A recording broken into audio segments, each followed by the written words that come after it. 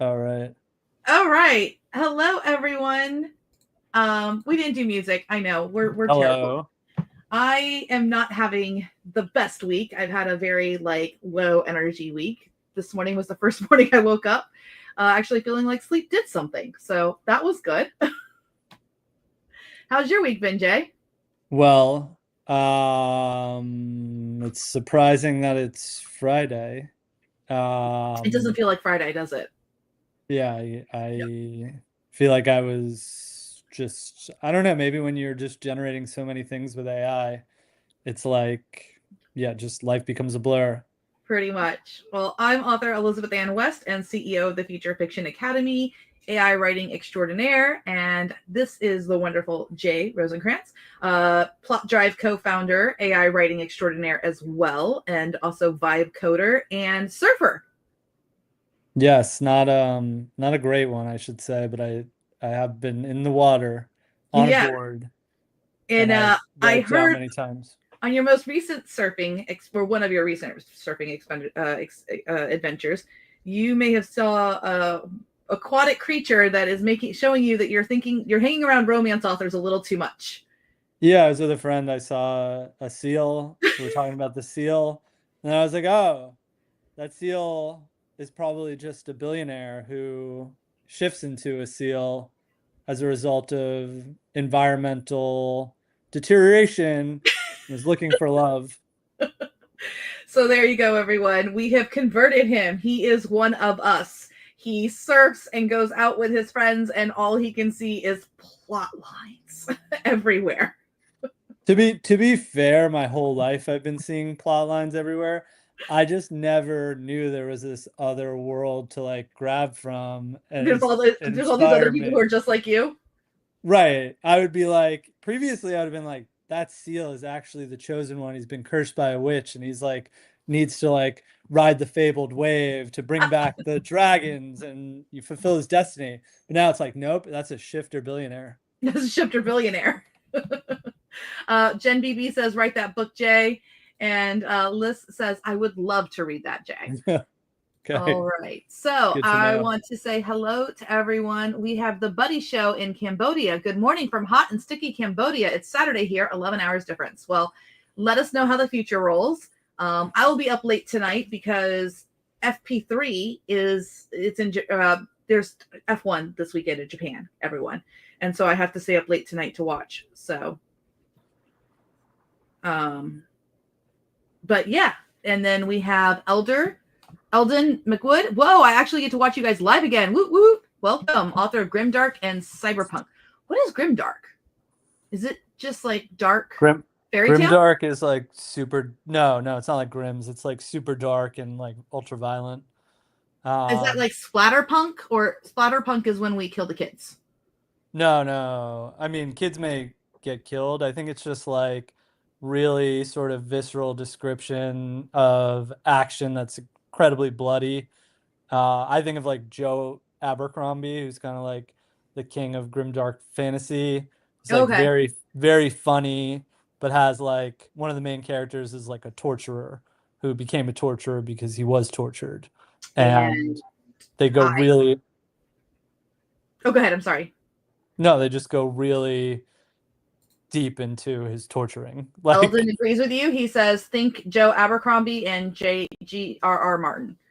Now I know why I don't know what this is, because I suffer from night terrors. So like I still have nightmares about Chucky from the time that I was shown Child's Play from my cousins like 30 years ago. Oh gosh, no, I was like 5, so 38 years ago. But um, do you remember your dreams, Jay? My daughter does well, not remember hers. I mean, Child's Play brings me back to I was like, you know, when you used to have those boxes on the TV that you could like flip through the channels. I Mm-hmm. remember like I was in my parents' room, I was like flipping through it, and then I landed on Child's Play, and I was like transfixed, but I had my hand on the button to change it because it was so scary, and my legs were shaking the whole time. But I was like this close to the TV screen, so I was just like mesmerized, but also so terrified. So every once in a while I will watch horror. Some of my friends will take me to go, like I'll watch horror with Caitlin. I just watched with Caitlin, which I don't think was really horror. That was That was just a good movie. I recommend Companion. But anyway, when I would watch like Freddy Krueger or whatever, I would literally be this person that would be doing this and then just like peeking in the nook and then Yep. yep. And that's literally me. So I'm not the only one. Kim Gordon says she gets nightmares too. She can't do horror either. Buddy suggests surfing on the west coast of Bali. I think we need a sounds pretty good. Yeah, like let's go there for an author event. Writer's retreat.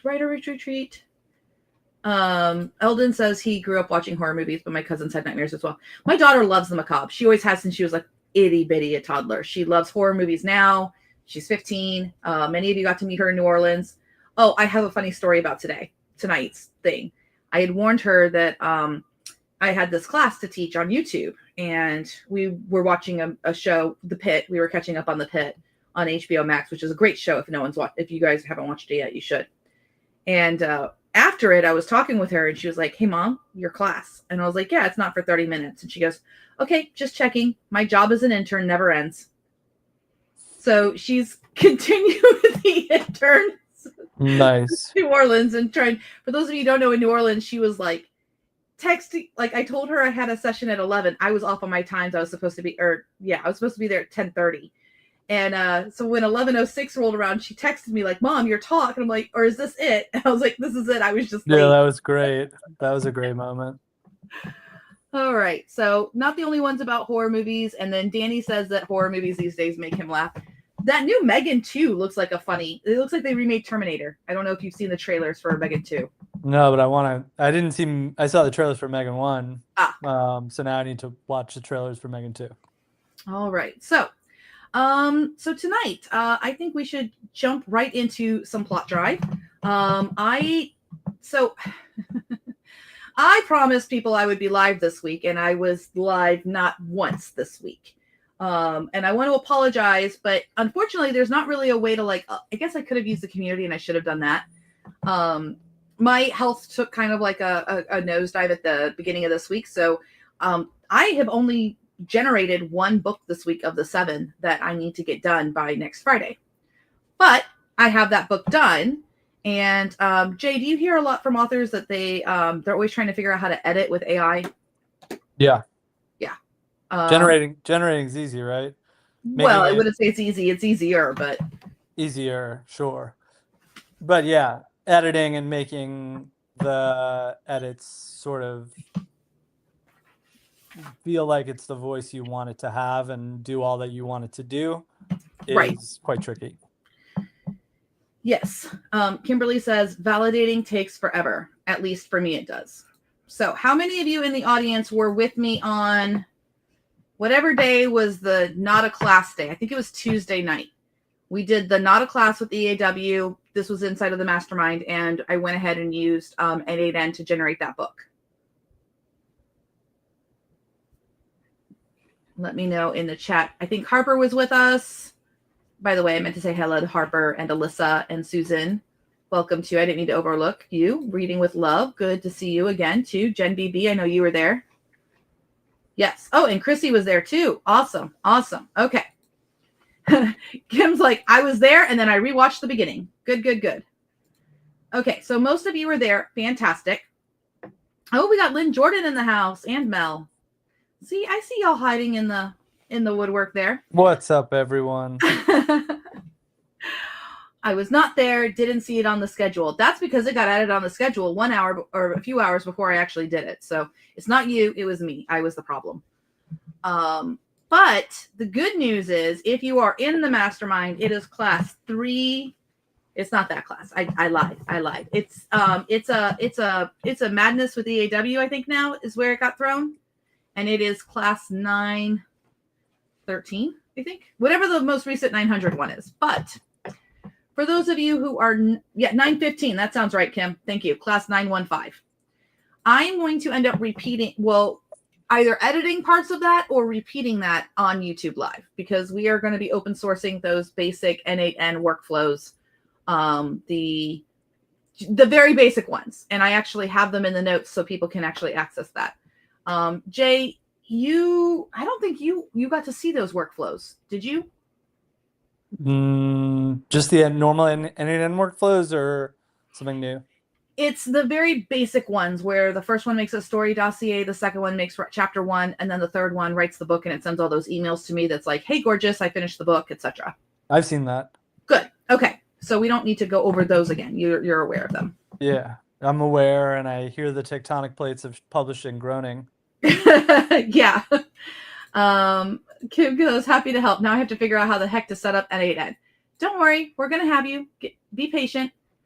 Or you can watch some YouTube videos because there's great YouTube videos. I'm going to go ahead and share my screen really fast so I can share these notes. The window I'm going to share is that one. So these are the notes for tonight. Yeah, you can, I'll allow you. Thank you. And this was, big ideas. That's okay. We can keep going. There's no reason to not go. So I'll make sure I add some videos to this playlist now that my health has recovered and I'm kind of back to full EAW. But I do want to go over a little bit of where we are because on April 1st, I did do some work with the FFA, and that's this notes right here. The top part, you can read through it on your own time. It goes through the workflows. It gives you the workflows for that you can bring into N8N and do it for yourself. But here's the other thing that I want to explain about this manuscript that we're about to work with tonight. Step 1 took 1 minute and 3 seconds. It started at 2018. Step 2 took 50 seconds, plus a few minutes because we ran chapter 1 through Google and Plot Drive. And then step 3 took 30 minutes and 40 seconds. And the whole process was 45 minutes from start to finish for 59,000 words. And the cost was $12.56, but only because the first 1 million tokens were comped. The actual total tokens, because I used 01 the entire time, it was actually 2.412 million input and 149,000 tokens output, which if you multiply by how much those things cost, you can see how much it would cost. We'll do those calculations later. I'll add it to it. But you can see what I used. So that's what we did April 1st. And I was thinking, Jay, that I could bring this manuscript in and kind of walk through in Plot Drive how you would bring in a manuscript that maybe you've run completely in AI, and now you want to start playing with it in Plot Drive to start making it better. That sounds pretty fun. Okay. Now, I'm not going to use the import tool. I'm on Plot Drive right now. If everyone can see my screen, and I'll zoom in, make it nice and big. I'm going to go ahead and make a new project. I'm not going to use my book template and like duplicate it because for this one, we're going to make buttons on the go and we're going to organize. I want to show you guys how to organize inside of Plot Drive. Now you do actually have a nifty new tool. This is the new export interfacing for export. You can actually select your the different documents you want to export and how you want to export it, whether it's Word, Markdown, or plain text. This is very helpful for a lot of different applications. Shout out to the pit crew for all the help and helping us design that. Fantastic. Yeah, and if you'd like to join the pit crew, let us know. Join the Discord and let people know that you want to be in on test track and doing the testing. Jay, is import in here or is it in the next one? Because I could have sworn that import made it. Import is in the plus. Ah, there we go. So my plus sign, I could click import and I can actually import a docx or something like that. But I also can put a zipped file, can't I? Or a folder that has files in it. You should be able to. Yeah. I don't have one of those today. We're going to prep one of those for next week when we start doing some advanced buttons.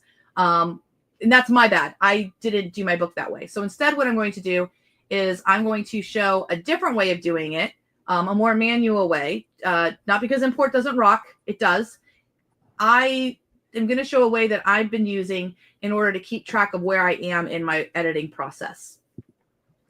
So I'm going to create a project, and I'm going to call this editing.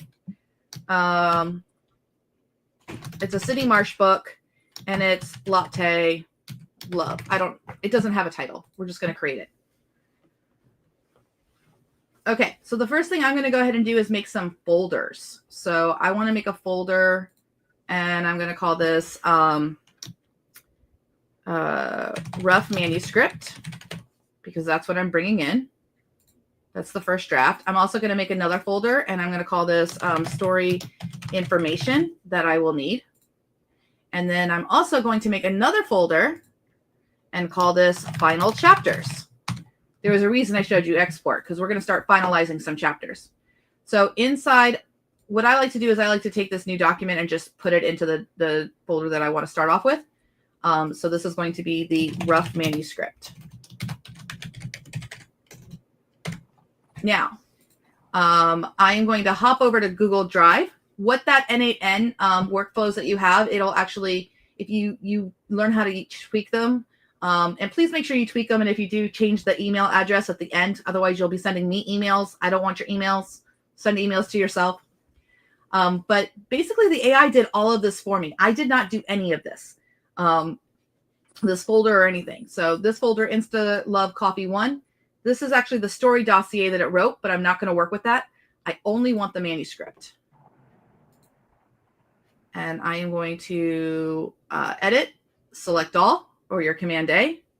We're going to copy, and we're going to come right over to Plot Drive. How many people have ever pasted in Notion and it tells them, like, that's not, that's too much, you can't paste that? Right?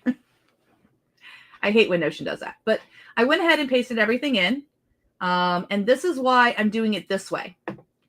If we work top down, what that means is that we can basically grab the chapters a little bit at a time and move them into final chapters as we finish it. So if I stop my process halfway through, because we're probably not going to get all the way through this, because like the rough manuscript, maybe at chapter 3, and my final chapter says chapters 1 and 2, it shows me where I left off in my editing process. Does that make sense? That's pretty interesting. Now, I don't know about you, but I always kind of wonder what the AI thinks about a book before I start editing it. Do you ever think that, Jay? Yeah, I mean, I wrote the theory of vibe coding in Plot Drive, and every morning before I start coding, I go in there and ask it what it thinks. What it thinks? Yeah. Okay. To pump me up. Like, do I know what I'm doing? Was this any good? Gotcha. All right. So I could make a quick button for this if it's a prompt I'm going to use all the time. So what I can do is I can do a generate button, but it would just be it would be a variation on my go button. So what I'm going to do, since I know it's a variation on my go button, which is active documents and words above, I can go ahead and duplicate that button, or I can make a button from scratch. I'm going to go ahead and make a button from scratch because that interface has changed, and I think that that's really cool. So I could import buttons from other projects. Look at this. Look how cool this is. If I click on this, it'll import all the buttons from that project. I think the next version of this, maybe, Jay, we could click it and it could show the buttons, and we could like click the buttons that we want to bring in. The next version is a revolution in button organization and management. The next version is like in your document right next to where your buttons are. Oh, that's right. There is a icon that will show you and allow you to search all your buttons, and with one click, edit them, duplicate them, rename them, or pin them to your toolbar. Fantastic. So super easy. Like, it's going from this approach right now where buttons are unique to each project to you now have like this global button library that you can bring with you into any project. And so you can pin and unpin per project. And it's going to be live for testing for the pit crew on test track next week. Mm-hmm. So we're going to do 2 versions of evaluate the story real fast. So I'm actually going to duplicate this, and I'm going to call this evaluate the story better. And we're going to do some prompt engineering here really fast. All right. So first, let's do some bad prompting, shall we? All right. So I'm going to say, read the novel above and write me a full developmental edit report. This is a really bad prompt. So I'm going to toggle on rough manuscript. so that I can use my binoculars and see that it's going to bring in the whole rough manuscript right here. Please read the following information for context. I'm going to use go. I'm sorry. So it's just going to have rough manuscript, and it's going to say, read the novel above and write me a full developmental edit report. How many of you have asked the AI for a developmental edit report? Anyone? Oh, and by the way, this is great. Danny says that would be great. And Kim says that'll sound awesome about the buttons, the new things with the buttons. I've got to give them a second to catch up. But this is an example of bad prompting. And when I say bad prompting, it's still going to give me a developmental analysis. We're gonna take a look at that. So I'm gonna pick a model. Let's pick a model. Do we want to use some Google tonight? The new Google? Yeah, let's try it. Which one is the free one? I always forget. I think it's the Flash Experimental is free, or is it 2.0 Pro, 2.5 Pro? Serjan was saying that the 2.5 Pro is free right now. Yeah, so we'll do I haven't tried it. You know what? It came out on my birthday, so let's do that one. We'll go a big output limit, all the experimental ones. Thanks, Mel. And then I'm good to go here. And yeah, let's click go. Now, this is not how I like to work with models for the first time. I'll show you guys how I like to work with models for the first time once it goes. Is the new one. All the experimental are free. Awesome. Oh, is this one thinking?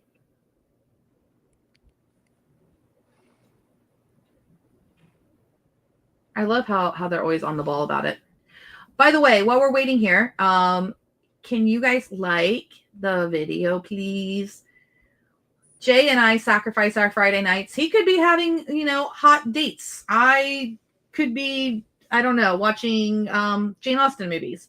Instead, we are here with you every Friday. So if you could do us a favor and like the video, that would be great. And then we'll be back next Friday too. Also, just to add, Ikello is being held captive in a cage above a pool of man-eating sharks. And if we don't get enough likes on this video, we're going to hit the button and he's going to die. All right. So here's the bonus thing. Share the video with a friend. That way we can help save Ikello from the sharks. Yep. Yeah. Okay. So let's evaluate the story. So there are only 20 chapters. It says this manuscript presents a compelling contemporary romance with strong character voices, a well-realized setting, and a central conflict rooted in relatable themes of financial insecurity, trust, independence, and the impact of hidden truths. The core relationship between Jenna and Miles is engaging, and their individual struggles add depth. The dual POV structure is effective in building dramatic irony. For those who don't know, that means things where the audience knows information that the characters in the book do not know. And reader empathy for both protagonists. The writing is generally fluid and evocative, particularly in capturing the atmosphere of the press room and Jenna's internal state. The manuscript is a promising start with a solid foundation, but it would benefit from focused development in specific areas to elevate the pacing, deepen the character arcs further, and sharpen the narrative tension leading into the final act. So it gives me a full synopsis. It tells me the strengths. Okay, let's see where it says there's problems. Pacing and plot progression, midsection. While the beginning and later chapters have good momentum, the middle section, 7 through 10, sometimes feels slightly repetitive. The cycle of Jenna's financial worry, Miles' tentative approaches, Jenna's internal debate about him, and minor shop events could be tightened. Evaluate each scene in this section. Does it significantly advance the plot, reveal crucial character insight? Consider condensing scenes that reiterate, perhaps introduce the external threat, rumors, press, interest in Miles, building gossip, slightly earlier. I mean, this kind of feels like a full rewrite, but yeah. Oh, gosh, we got palpable. Take a drink. If you don't know anything about this book, good, you're in the right section because I don't either. I haven't read it yet. This is what the AI is saying about it. She has an almost visceral reaction of any potential help from Miles. Even minor suggestions or connections before she knows his background occasionally borders on overly rigid. Yeah, so here's what I think from the little bits that I've looked at this manuscript. I've just done spot checks. And this is something that the AI does all the time. Have you ever noticed, Jay, that the character never seems to kind of like grow beyond their original like flaw or whatever until like the very end? It's just like Yeah, the I mean whole they're very unless you sort of take the model and dunk its head underwater and say no, like dramatically change in this scene, like advance, make like create a new almost like version of the character as a result of what happened to them, it will be very samey throughout the book. Yes. Kim Gordon says characters are stuck and then suddenly, bam, change. Not Yeah, realistic. that's a Exactly. good way to say it. This is, and here's what's really interesting about this. This book is 100% AI writing, which means another AI was able to pick up that there's pacing problems in specific chapters and like a significant plot adjustment has to be made. I'm really excited about this, and I'll tell you why. We have at the FFA, I think we have pretty much nailed the some of the easiest ways to get books writing, to generate books. You have the easy peasy book machine, you have the gladiator method, you have the pantsing methods of Steph, you have dialogue drafts, you have all these different ways that people write with AI. And we've been working and honing those skills for a couple of years now. The LLMs have never really been able to be very accurate or smart with their editing suggestions. And we just kind of got models that are intelligent enough, and I put intelligent in quotes, that function in a way that they can actually review things. And I think that this means that we can start finally working on tooling that's agentic, that'll have the ability to be like, oh, I read the 7 chapters so far. You're right. Since I finished chapter 7, chapter 2 needs some fix. Let me pull out chapter 2, do the rewrite, slot it back in, review it, and then keep going with chapter 8. And we don't have those tools right now. Yeah. Well, yet. Yeah. Yet. Yeah, right. Like you can kind of see the possibilities brewing. Yeah. And it's twofold. We need, number one, awesome developers like the people at Plot Drive who are listening to authors and who are building things for authors. And then we also needed to wait for the AI to really get to the point that it could be reliable, it could be trusted and relied on for good input on the book. It's a good point. Do you ever like your prompt, when I was reading it, whenever I get like kind of like needs to tighten the pacing or palpable or whatever, sometimes a prompt that I've been using lately is like, you are like Ebenezer Scrooge, but you've been transplanted into the mind of an obsessed reader from this genre. Now, read my book and don't let me off the hook. Tell me why you will leave a 1-star review for this on Amazon and how to fix it. It's a 5-star. Yeah, so I don't think I would do the persona of Ebenezer Scrooge. What I would do is like the persona of like you're a book acquisitions editor for a New York City publishing company, and this book has to be a runaway genre fiction bestseller. I feel like I like that, but I would try, and you're at dinner and you're drunkenly gossiping with this book that came across your desk and how much you hate it but wanted to love it. Like, explain why you hated it and what you think the author should do to fix it. Yeah. Because I feel like when it has more sort of specific criteria for kind of how to judge it, you can get as somebody who's going to need to figure out what to do with it, right? At least in my mind, I usually want like more actionable stuff, like at least to start me thinking. Because I feel like it's like when it's like tighten the pacing, it's like, all right, now I kind of know the pacing is already going to be bad, right? Because it's AI generated writing. Give me some ideas to start with that might like inspire me. Right. So there are some comments here. Danny is saying that Pro Writing Aid just came out with something, so that's cool. I'm going to go back to my standby, and this is nothing against Pro Writing Aid, but I think that it's a good manuscript analyzer that gives you good actionable items. Great. If you can't change the model, and if you can't see the prompting on it, there's problems for authors, for professionals, for the future. Because if everybody's using the exact same tools, everybody's writing is going to be the exact same. But when you start using fine tunes, when you start varying your prompts, when you start using different models, because that's closer, like every single one of us can say which model we like the best. That's going to make a big difference in terms of differentiation in storefronts. And believe me, readers can tell when stuff is like the samey, and it just doesn't. It might do okay, but it's not gonna hit those. It's gonna be more difficult, I think, to make more of an impact, and that's what we're trying to do. We're trying to save our livelihoods. And Danny says, yes, I agree. So, but still, props for pro writing aid for developing something like that. I'm for it. I just also take the snarky position that I think that prompting and stuff should be transparent, because it's too easy to make people think that one thing's happening with the AI and it's not. That's not what the prompting is at all. Okay, so let's go back to this. This wasn't a bad thing. I can go ahead and thumbs this up. And we have here, it's got some highlights. It's got some next steps, and then like some suggestion. The Gossip Slake article provide excellent high stakes. However, its arrival feels somewhat sudden after chapters.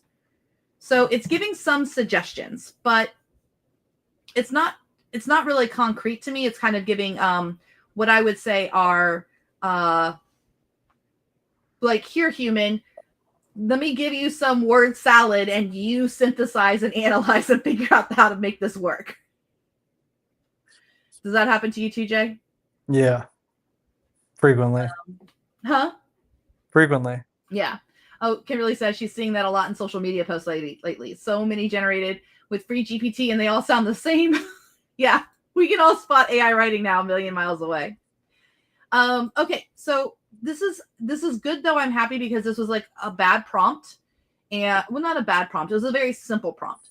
So before I do anything else, I'm going to add a new document. All right, and we'll bring this down here. I just wasn't in that document.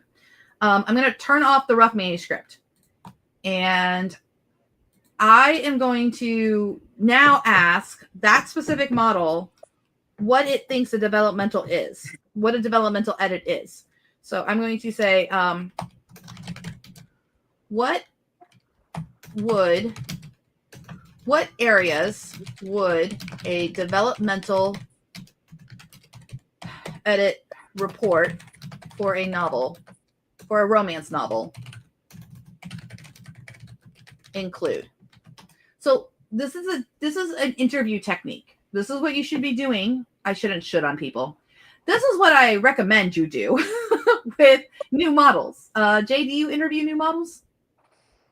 No, I just YOLO. Yeah. But I do this actually with coding, where if I don't really know exactly how to solve a problem yet, I mean, I think about it more when I'm choosing the model, like how good is its plan and how good are its explanations of what it comes up with to help me start it, which I see is very similar here. Like I'd be like, what areas of the code base are important. Like right now I'm working on integrating thinking into Plot Drive for Claude 3.7 Sonnet. So I'm like, okay, what areas do I need to understand about X for, integrating this into the model selection? And then based on how it responds, I can kind of be like, oh, this is good at planning. And I keep interviewing it until I feel like it's got a good plan. Right. So this just gave me like information of what would be in the editorial report. And not all of this was in there, I have to say. So I'm going to thumbs this up and I'm going to ask it some more questions, because anytime you're in just one document, this is basically a chat window right here. It's just a chat back and forth. It'll read the whole thing and it'll just continue. That's what the chat models do.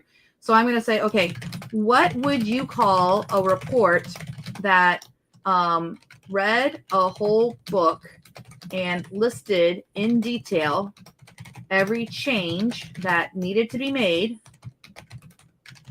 big and small, including like rewriting entire chapters for pacing and small changes throughout? So I want to know what the AI thinks that report is called. And again, I'm not asking all the AIs. I'm just asking Google. What does Google think? This is how we found the phrase story dossier. We asked ChatGPT. We actually asked O1, hey, O1, because we were realizing our old prompts weren't as effective. We're like, hey, what do you call all the story information that you need? Give us 10 words, 10 ideas for it. And story dossier was one of them. And we were like, oh, we like it. Oh, now look at this. This is interesting. And this is why we interview. I say, what would you call a report that read a whole book and listed in detail every change that needed to be made, big and small, including rewriting entire chapters for pacing and small changes throughout? Okay.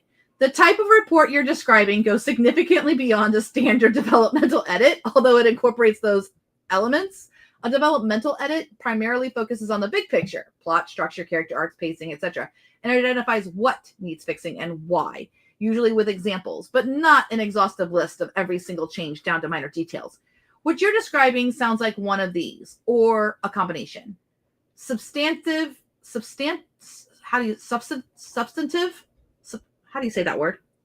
Heavy developmental edit report. I'm glad I'm not the only one. Substantive.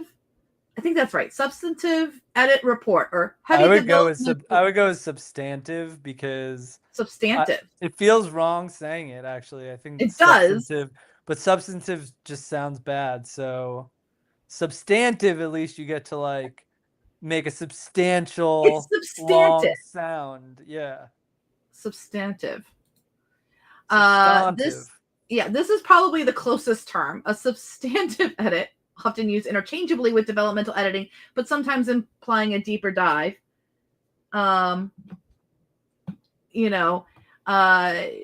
Addresses the core content structure when it includes detailed instructions on how to fix things, potentially including significant rewriting suggestions chapter by chapter and noting smaller issues impacting the larger ones. It aligns with your description. It bridges the gap between big picture developmental work and more granular line level concerns where they impact the structure and flow.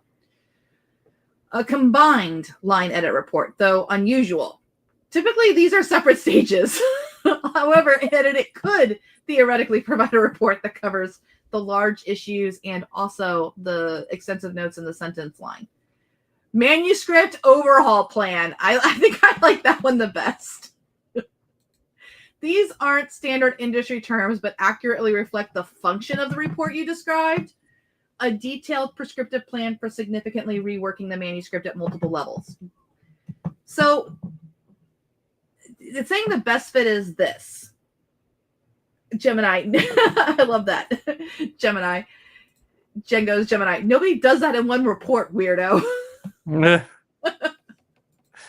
Here's where you explain that, like, well, nobody has done that before because you haven't existed before. But now that you're alive, darling, we're able to make a substantive leap forward in what's possible for publishing. Yeah. I'm going to find out what it thinks about this because I'm curious. This one, it looks like it tried to use industry terms and kind of like ham-fisted to make them work into with the world with AI. But this, it came up with like something that is like this came from somewhere. These aren't standard industry terms, but accurately reflect the function of the report you described. So when the AI says something like this I take as a clue. It's like Blue's Clues. Would you agree, Jay? Like this is a clue to me that there's something in the training that made the AI go, oh, what you want me to do is a manuscript overhaul plan. And yeah, that's not a term I've ever used before, but it's what I'm asking for. Yeah. So let's find out what happens. We're going to do evaluate the story number 2. We still have evaluate the 1. I'm going to turn on the manuscript.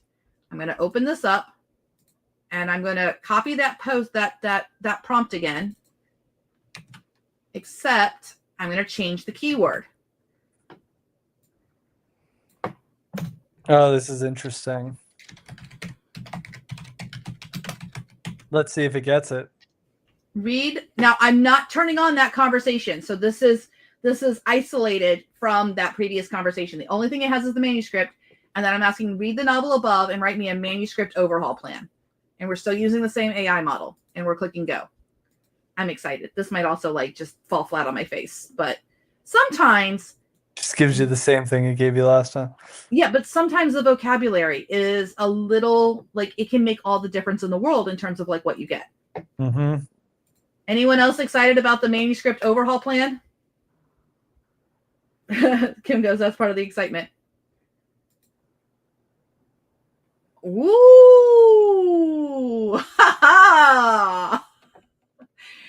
However, look at this, and even is saying like Jenna's is good. However, as a rough manuscript, it has areas ripe for overhaul to elevate it from good to great. Here's a plan focusing on structure, character depth, pacing, and thematic resonance. Strengths: strong protagonist voice. Jenna. It doesn't like Miles's voice, so Miles doesn't seem to be very strong. Areas for development: streamline the secret reveal arcs, the hints. Please consider consolidating the reveal. Perhaps Jenna finds one definitive piece of evidence. This is exactly the kinds of problems we wanted the AI to find. Repace it. Oh, everyone's excited. Okay.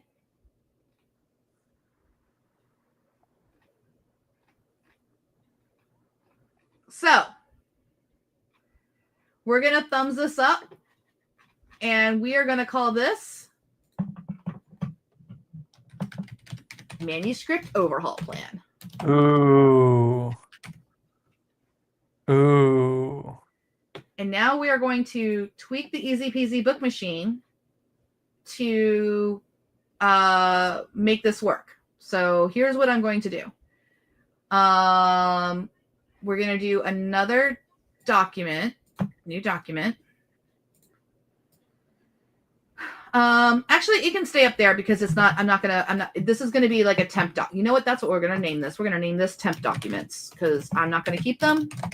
We're going to overwrite them. All right. So here's what I'm thinking. Here's my process. See if you agree with it. We're going to toggle on the rough manuscript, toggle on the manuscript overhaul plan, and say, make a plan of specific edits for chapter 1. So it makes that plan.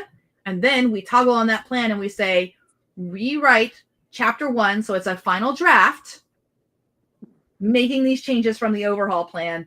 And here's the whole manuscript. So it understands how to keep the context. Yeah, and I would just add, don't mess up. Ikello, my friend, is suspended in a cage above a pool of circling sharks. And if you do not nail this, he will fall into the pool and be eaten. No, I like that plan. That seems like pretty good. It's worth a shot to see if it works. If it falls down, we learn. All right, so we're going to go ahead and make an overhaul button.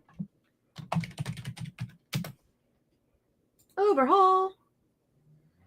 I feel like that needs an emoji. Oh, that's not on. By the way, that's not on screen. If you're.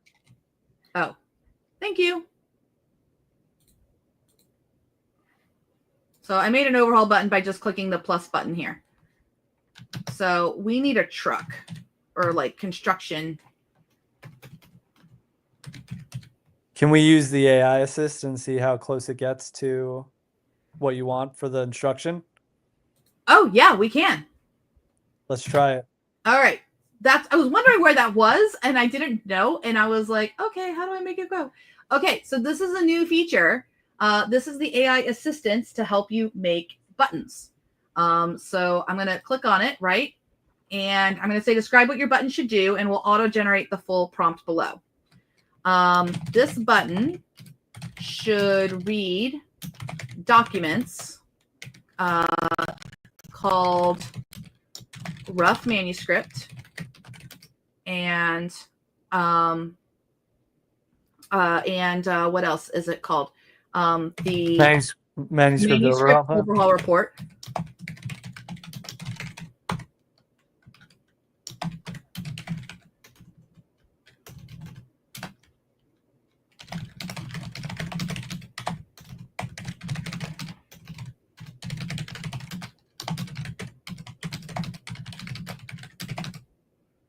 Plan to overhaul.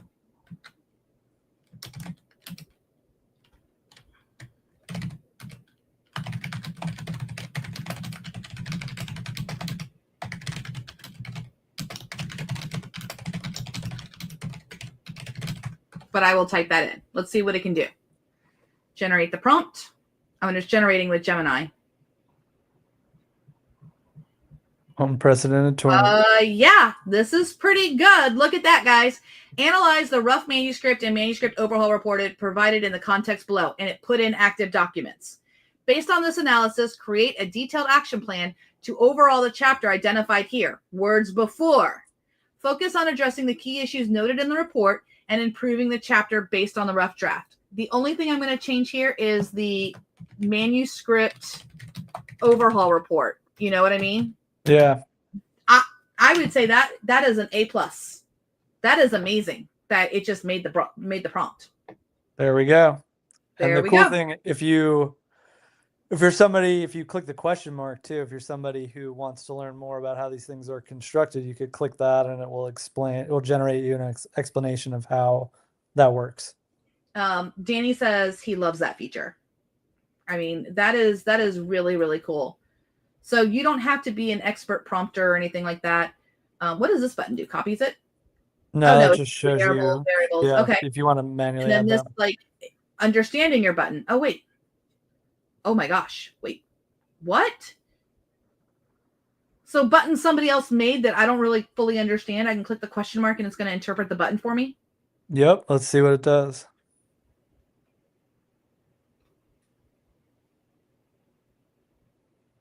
Okay, so it's saying paste the full text, but you would toggle those on. So I would say that this needs a little bit of work because it's not describing the use of the toggle. You know what I mean? Mm-hmm. Yeah. But it's pretty close. It's getting there. Definitely. Yeah. It's not, I mean, I noticed some things about that I want to change already. Yeah. And that's me being nitpicky. That was a pretty good explanation. So now I have to write a tooltip. And I'm going to say,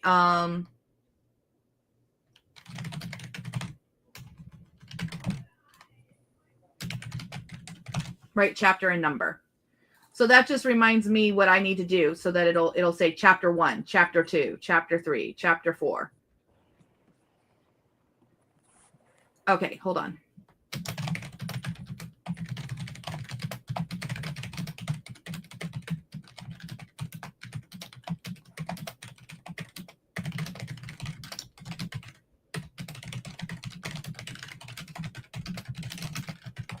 I'm giving it a little bit more context so that it will understand to add any details it needs for writing instructions. You know what I mean? That's the little change there. All right, I'm going to copy this button into your notes so you guys have it. So there Overhaul is such a good name too. Overhaul. Yeah. It also just sounds fun. It makes me think of those shows. Okay, so we have an overhaul button. So now I have rough manuscript. I'm going to turn on the manuscript overhaul plan, and then I'm going to be inside of chapter 1 here, or inside the new document. I'm going to type in chapter 1. And then because this is the first time I'm using this button, I always use my binoculars to make sure overhaul. Analyze the rough manuscript and manuscript overhaul report provided in the context below. Look, rough manuscript, overhaul plan. And I can drop this down and see it. Now, this is not a cheap thing to do. That's why I'm using a free model. This is, this would have major costs if you were running an expensive model, because I'm literally sending the entire book every time I do this. Based on the analysis, create a detailed action plan to overhaul the chapter identified here. Chapter 1. Okay. So let's go. Overhaul. This is the magic. Yep. This is like having sorcery. We're building it as we go. One moment. Okay, here's a detailed action plan for overhauling chapter 1. I think I should also be able to give it the option that there's no changes. Oh, okay. Avoid the block paragraph explaining Jenna's motivation regarding her mother. Yes! I hated that part. I'll show you what it is. Okay. Show financial stress early. Okay. So we're going to come back to this. Actually, yeah, we're going to I feel like this could be a bingo game. Like what would you be calling out? What would the squares be? These, like, if we looked at the chapter and we decided to write everything that we would make a list of everything we did not like about the chapter, and then we look at that list with the overhaul report, and it's a bingo if the AI got it. Yeah, that's fun. Yeah, bingo. That'd be a pretty fun stream, actually. We should bring on another, like, an author from the community and do that. We made a list. We could actually generate bingo cards that people can get, and then if the report has your bingo, you make a bingo. Yeah, we can do this next week. I'll have a chapter ready for that. The shop should remain a strong character.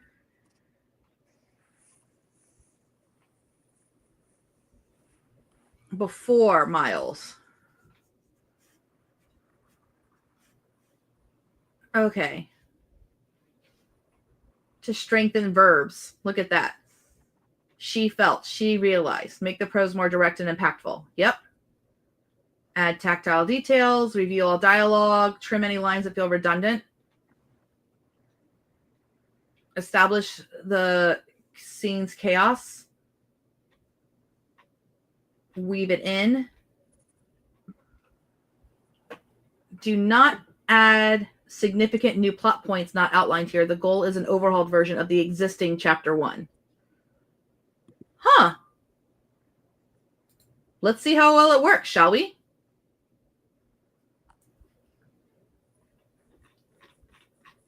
All right, so now we just have to figure out how to do this. And I think the right answer for this is we turn off the overhaul manuscript plan.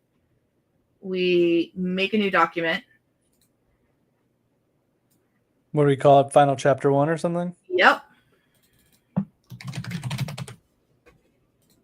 All right. And we should call this chapter overall plan. Okay. Overhaul. What manuscript overhaul plan?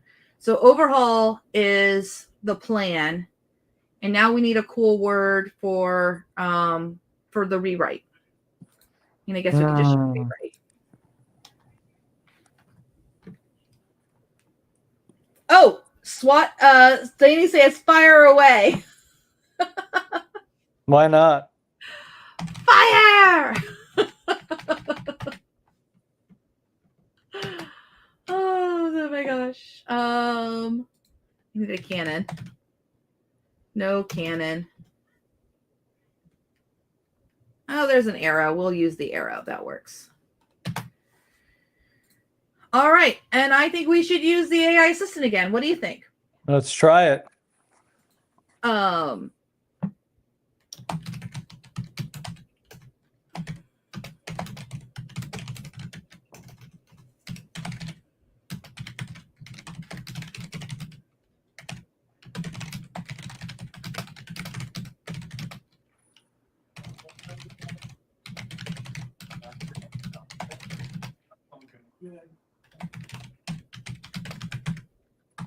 For the from the overhaul plan.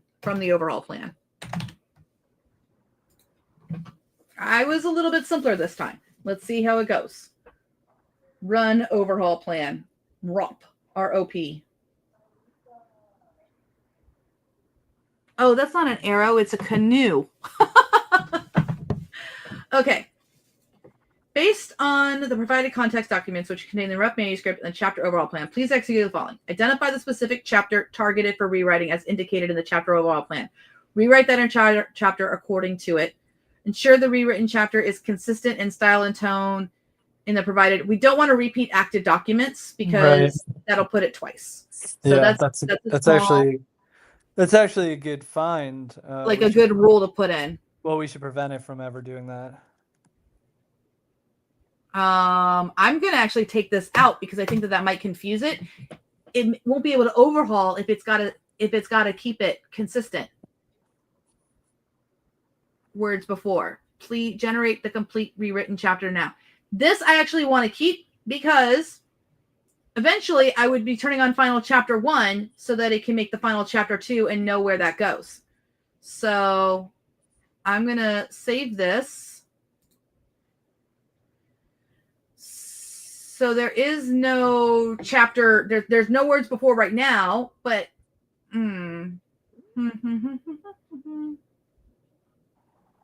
okay, so then we have a new way of doing this, new methodology. I got it. New document, final manuscript.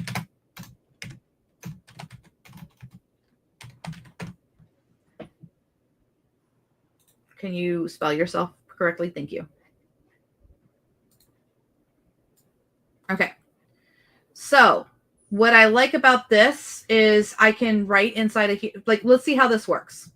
So I'm going to turn on the chapter overhaul plan. It's got the rough manuscript. And then I'm going to the final manuscript here.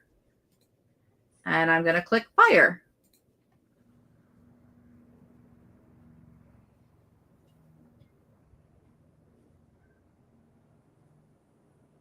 Oh, Daniel says that the AI assistant button is overlaying the document title. I've never even seen it. I've seen that, and with the new button library, we're changing the prompt editor too, so that should be fixed. Like, it's going to be a pop-up over the screen instead of, you'll see. Okay. But we're going to fix that.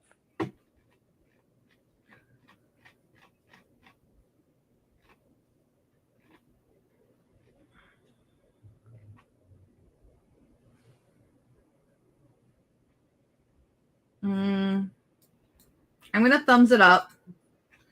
I don't know what changes it's made. So the first thing that we're going to do is we're going to take out all this extra stuff. All right. So this one is 1845 in the rough manuscript. I don't know how many it is. So what we're going to do is I'm going to, just for the sake of editing here, copy this. I will do a new document, and we're going to call this chapter 1 rough. This is just so I can get an accurate word count, so I can even see if there's even any changes. Okay, so there are changes because the new one is 1885 and this is 1781. So this isn't going to be substantial changes because this is only chapter 1 anyway. So let's just go ahead and read the one that it wrote and see if we like it. Make it big. Do you guys want me to read it out loud?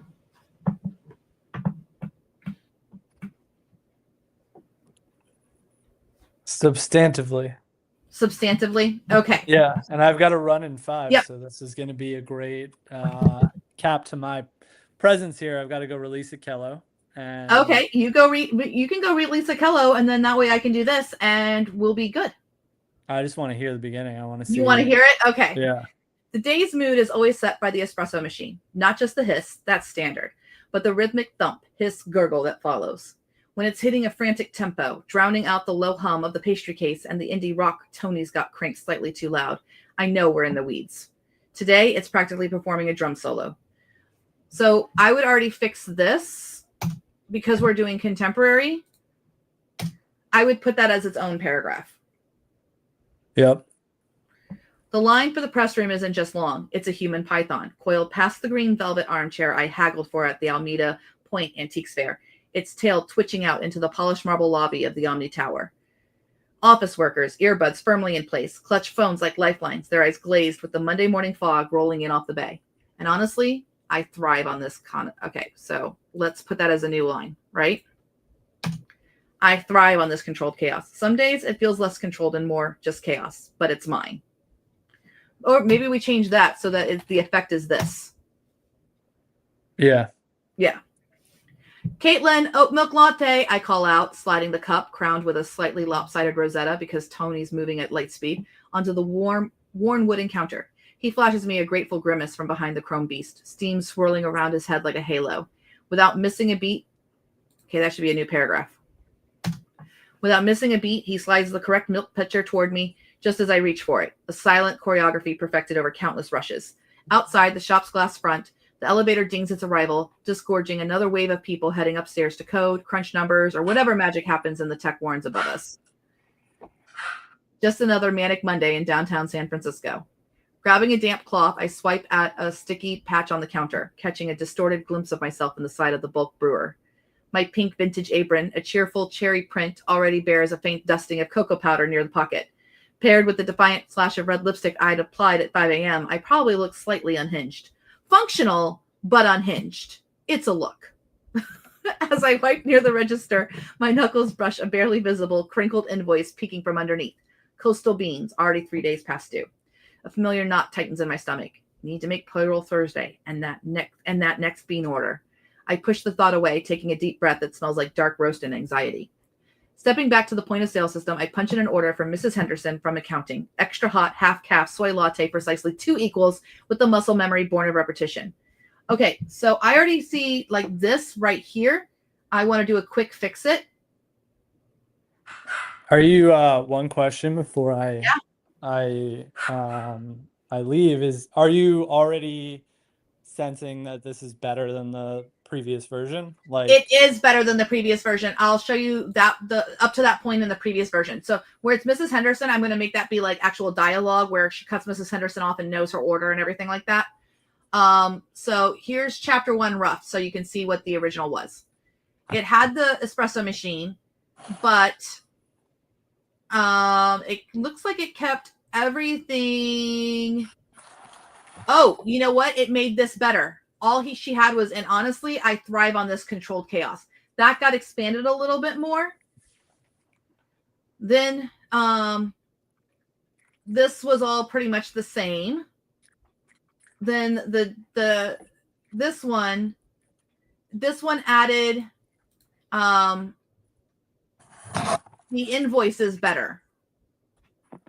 So all of this got taken out to make it more succinct about that little order thing. And then she's like, make payroll on Thursday, which I think is better than this. This is more of like, this is very AI-ism.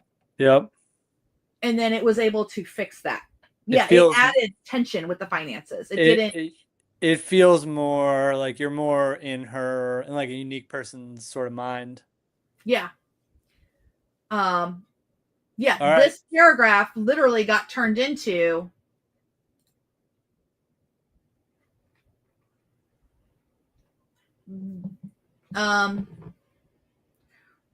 right here. It got turned into this little bit right here, which is way more succinct and gets it right. It punches it. That's cool. The need to make payroll Thursday in that next bean order. I pushed the thought away, taking a deep breath that smells like dark roast and anxiety. Like it feels like the amount of time she'd actually have to think about it in that moment versus the other version where you're like, I don't want to have to process. My phone vibrates on the metal shelf above the Clover machine. Probably Priya from marketing upstairs needing her usual complex order. Or maybe it's the linen service reminding me about the overdue invoice. I let the buzz fade, taking a deep breath that smells like dark roast and anxiety. This little shop with its mismatched chairs and walls lined with my thrift store art finds is mine. Every cracked vintage mug, every bag of ethically sourced beans, every frantic rush. It's the culmination of scrimped savings and a fierce refusal to end up like my mom, perpetually dependent on the whims and wallets of whichever boyfriend was currently footing the bills. Security for me means standing firm on my own 2 feet, even if they're aching by 10 a.m. We just met, honey. We don't need all your trauma in the first 4 paragraphs. Overhaul. Overhaul. Time for a substantive overhaul. That was in the overhaul plan. Okay, Manuscript cool. I'm glad I was here for this. That's going in my own button back pocket. Good to see everybody. If you're writing this weekend, happy plot driving. Please keep the feedback coming. Share it with your friends. It's a 7-day free trial, right? Yes, free, 7 days. And we will get on the phone with you and help you if you are struggling, or if you have an author friend who you're like, I need to teach them AI, we'll help them out. So let them know. Happy weekend, happy writing. This is a big breakthrough in editing, Jay. Okay, I'm pumped about that because I got tons of drafts to edit. I'm not trying to make a big deal, but has anyone else had this good of editing?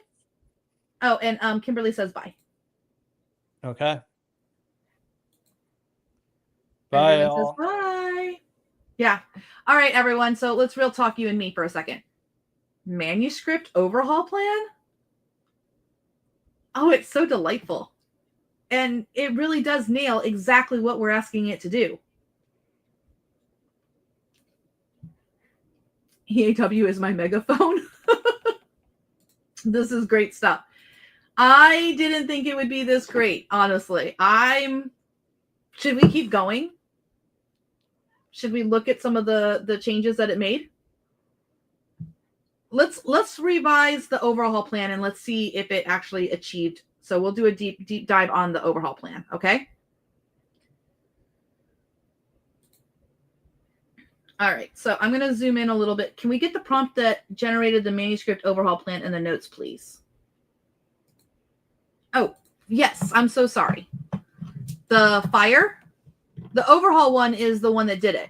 So that one's already in the notes. So if you come over to this link, the link to this is in your description. Scroll to the bottom and you'll see the notes for April 4th. There's the overhaul notes, and then this is the fire notes. So we'll get the fire button for you. Feels like old times.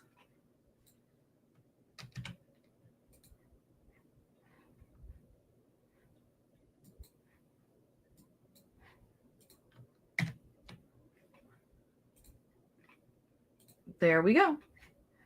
Oh, and just so I want to point out, when you do use the AI assist, whatever AI model you're using they have prompting that just all it does is have the rules about the buttons and like the explanations about the buttons. But the model that you have selected is what the AI assistant is going to use, by the way. Let's see here. Mop it. Yes, it is. I was already thinking mop. I love it, Marty. You can also make an acronym, mop it. Yeah, it's a mopping mess. Harper, I have so many manuscripts added sitting on my hard drive right now. I know, right? Lynn's like, are you feeling up to keeping going? Yes, let's check back in at 9:30. Deal? Is that fair? But I do agree with you. I am tired. I am getting fatigued. So we're going to look at the plan. We're going to look at chapter 1, and then that's all we're doing tonight. Okay? But yeah, mop it is, Marty. Thanks, Marty. Mop it is. It's the mop method.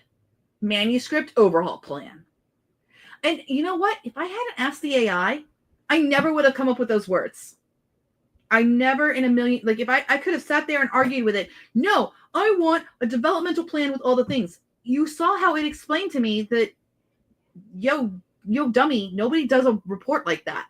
And so it actually told me, this is the report you want in function. It just doesn't actually exist in the industry. And that was my keyword, because we literally want to do things that are not in the industry right now. We are literally inventing what the future is. Oh,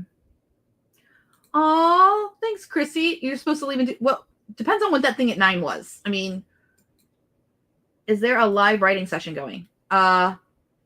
Yes, like we just did a manuscript overhaul plan. I don't know inside like the Zoom rooms or anything like that. There might be. Oh, Lynn, you have your class, don't you? Okay, I got 22 minutes, guys, so I'm going to get back to it, and I'll check the chat in a minute. And Kimberly says, AI really does want to help. We just have to speak its language. Yes, we learned that yesterday in the JSON class. We have standalone classes in JSON coming very soon. We just did the prototypes of those classes. We started them this week. But seeing the JSON and seeing that people, like JSON makes way more sense for like an outline, for example. But we won't get into the weeds on that tonight. Okay. I'm not going to show my face so that you can see everything. So you have the two models, or you have the two prompts in your notes, fire and this is going to just bother me. We cannot have a canoe.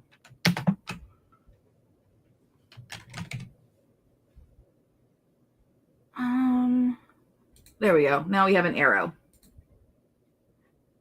Okay, thank you.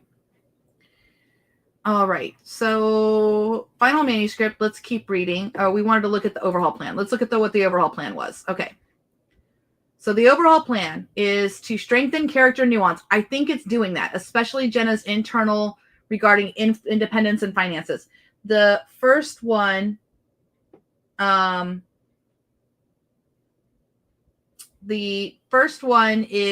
the first chapter version. It was very like, I hate to say ham-fisted, but yeah, it was very strong. It was like clobber you, you know?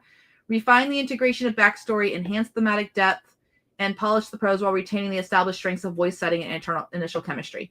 So we've got descriptions of the press room. It wants avoid the block paragraph explaining Jenna's motivation regarding her mother. Instead, weave these details into her thoughts triggered by specific events within the chapter. Tick. The overly generous trip from Miles should be the primary trigger for the memory fear related to her mother's dependence on boyfriend's money. Show the flicker of memory then, rather than stating the backstory earlier. So we'll see if it fixes that. A brief, stressful interaction before Miles appears. Supply a reminder on her phone. Quick glance at a mounting pill vial near the POS. First, making her later internal monologue about security feel more grounded and less like exposition. Okay. Before Miles becomes the focus, include a brief, specific action or observation.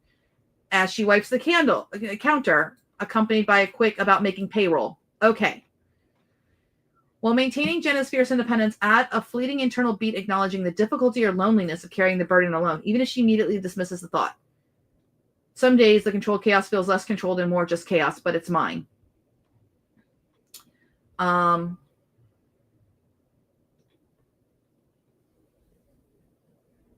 Jenna and Tony's working relationship before Miles' significant interaction, show them functioning smoothly as a team during the rush. Add a brief moment where they anticipate each other's needs without words.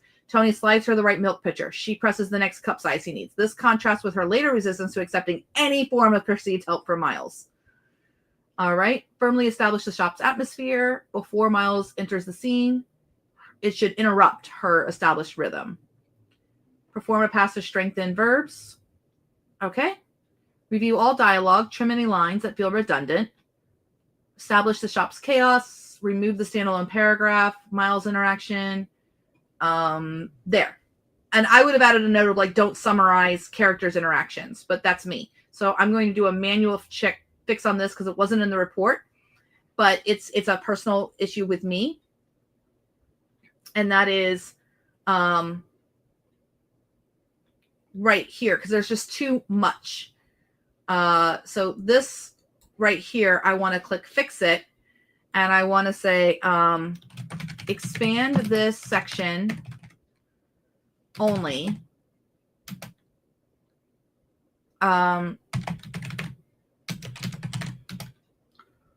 So that we get, what is her name? Jenna.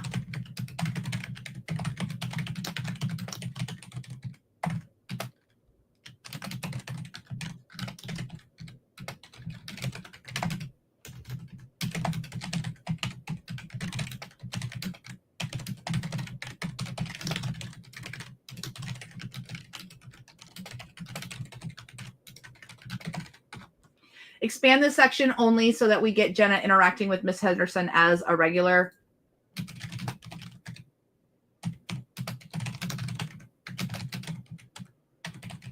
Is rushing, but polite. But she knows Mrs. Henderson's order.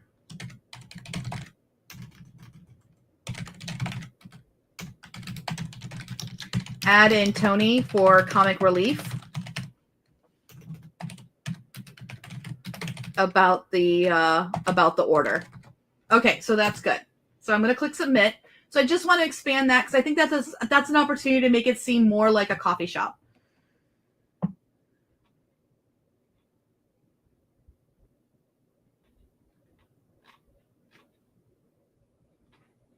Oh, I see which prompt you wanted. It was literally just make an overhaul plan, but yeah, I'll get it to you.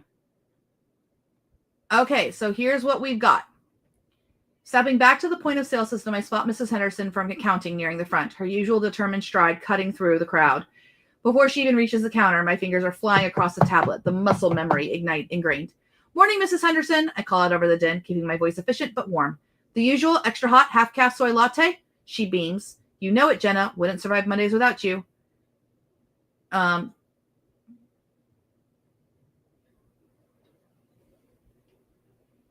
I'm gonna rerun it. It's close, but it's a little. I'll fix it after the second one's not good.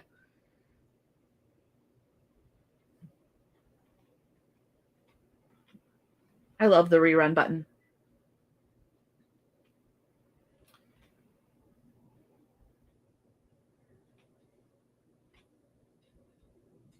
Not one, not three. The fate of accounting spreadsheets hangs in the balance.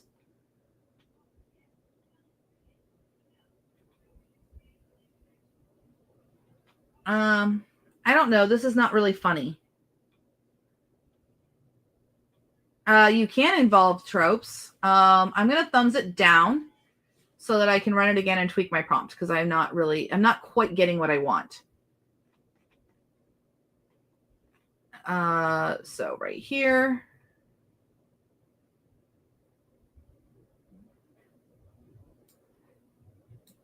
Fix it. It's already there.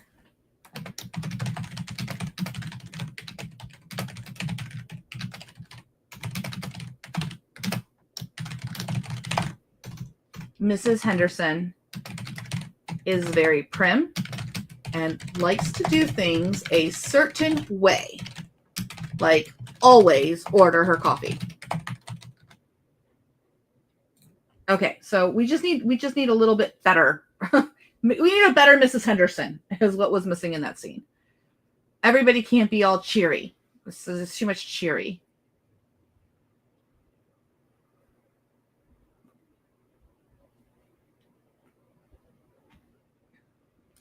Morning, Mrs. Henderson, the usual. Good morning, Jenna. Precisely. You know how vital the temperature is for my morning calculations.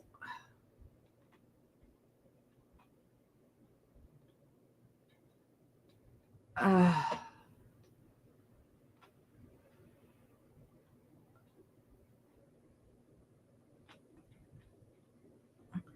just don't think it's funny.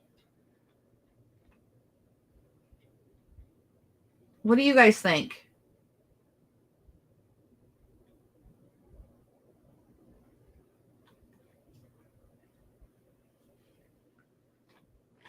I'm going to dismiss it. I'm going to do one last try. I know I said that last time. I'm a liar. Fix it.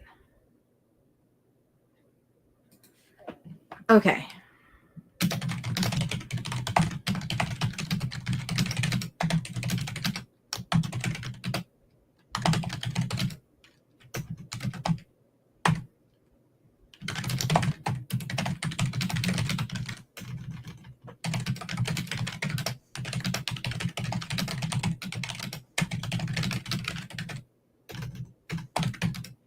And making other drinks and pastries too. Still showing Tony and Jenna working perfectly in sync. There. Okay, that's what I really want. I just had a specific thing in my head where she's just like saying like extra cap and she's like extra hot. And then Tony's like, and 2 equals. Yeah, like a dance. Okay. Good morning, Jenna. I'll require my usual beverage. Extra hot, half cap, soy latte. I rattle off, already grabbing the correct size cup while simultaneously nudging a finished cappuccino down the counter towards Tony. He catches it without looking, already pulling the next shot. Mrs. Henderson blinks, momentarily thrown off a rhythm. Yes, precisely. And with exactly 2 packets of equal, Tony calls out from behind the steaming machine. Yes, this is what I want. Sliding pastry bag along the counter towards me with one fluid motion. Can't forget the crucial 2 equals, boss, or the almond croissant.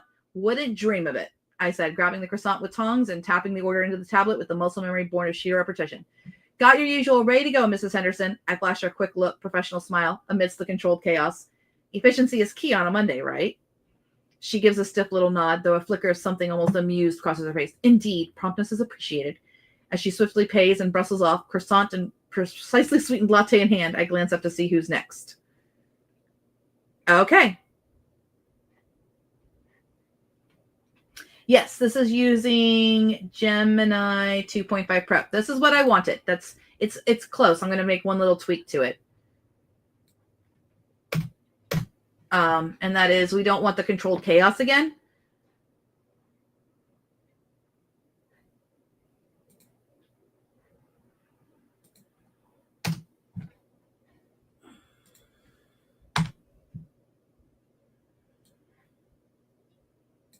I think she's going to say that.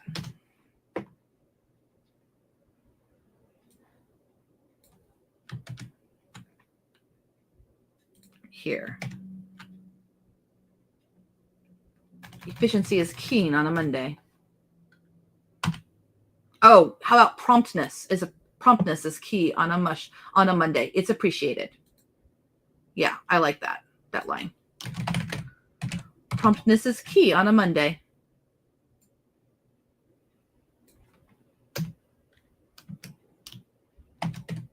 It is appreciated. Yeah, that sounds like an older autistic woman working in accounting. All right, and now we have Dreamy McDreamerson. All right, and there, amidst the sea of blazers, messenger bags, and aggressively sensible footwear, he stands out. He's leaning against the doorframe, hands tucked into the pockets of faded jeans, observing the caffeine-fueled frenzy with a sort of detached amusement. His dark hoodie is unassuming, hood down, revealing short, slightly messy brown hair. There's a stillness about him, a calm eye in the storm of corporate urgency that feels different.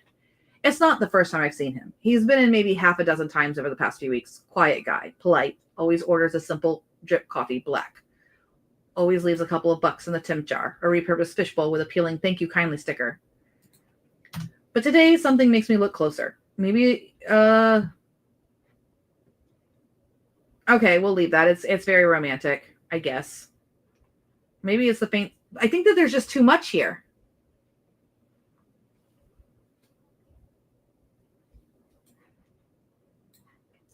Fix it. Keep the distraction of him, and that's why she doesn't fully realize she's running up other customers to get to him.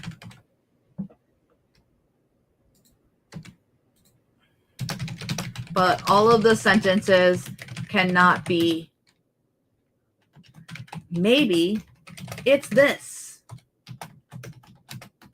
Maybe it's that. No. This is real life. She should think about him as he is getting closer to her. But she needs to deal with the customers between him and her. Okay, let's see.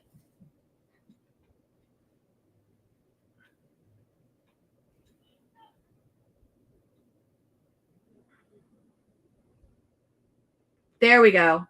But today something draws my attention. I process the next order. Large strip, room for cream. My movement's efficient, almost automatic, because my focus keeps drifting back to him as he edges closer in the line. His gaze sweeps over the shop, lingering for a second on the collection of old vinyl records tucked behind the pastry case. Just as I hand off the coffee and turn to the next person, a faint smile touches his lips when our eyes meet. Yes! This is much better. Much better. Much better.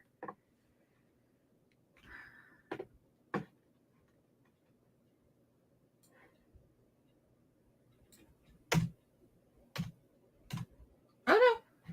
Come back. Okay.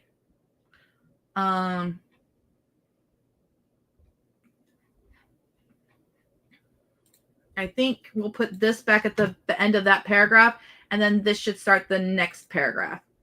I process the next order. Large strip. Room for cream? My movement's efficient, almost automatic, because my focus keeps drifting back to him as he edges closer in the line. Yes, I love this. My professional smile back into place as he steps up to the counter. Morning, I manage, aiming for cheerful. There's too much efficiency.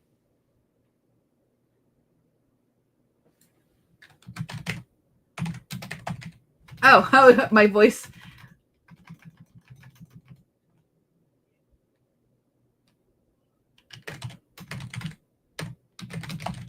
I attempt to sound normal. My voice catches slightly annoying. What can I get started for you? Okay. Hi, he replies. His voice is low, calm, a stark contrast to the surrounding, to the surrounding din.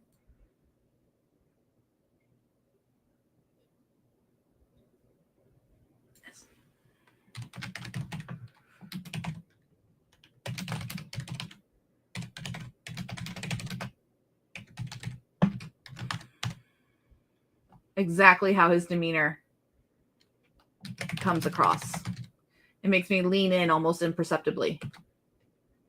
No, we'll just make some lean in. Yeah.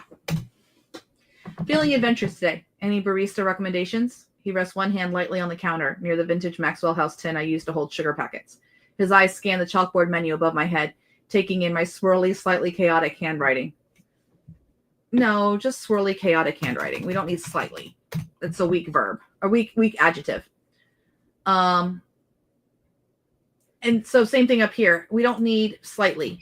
I attempt to sound normal. My voice catches. Annoying. What can I get started for you? It's so weird. Slightly, you very rarely need. Haha, very rarely. He seems genuinely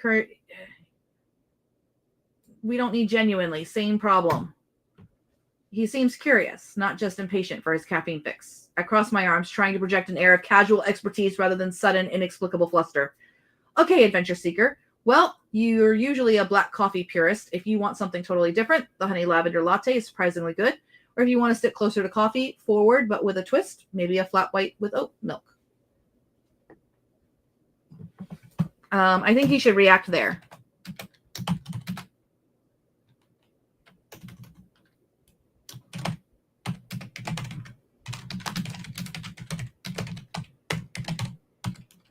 The corner of his mouth twitches.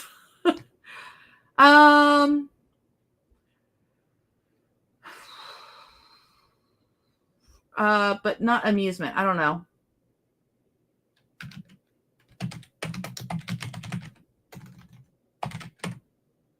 I don't feel a good vibe.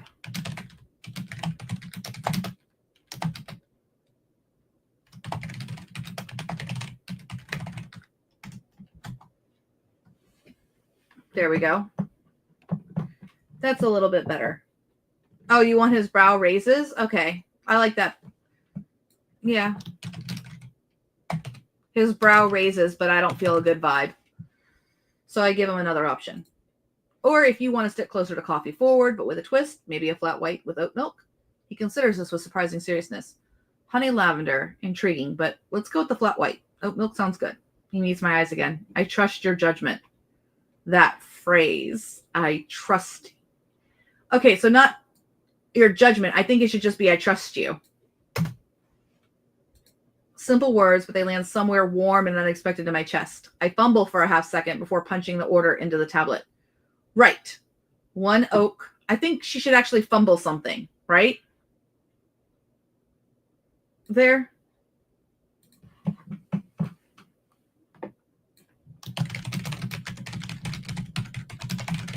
Have her actually fumble something. By the way, the fix it button has the whole context of the chapter. Oh, I think it also has everything I have turned on too. I probably should have not done that.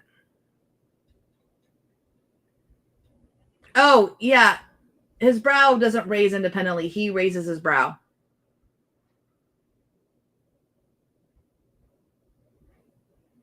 Yeah, that works.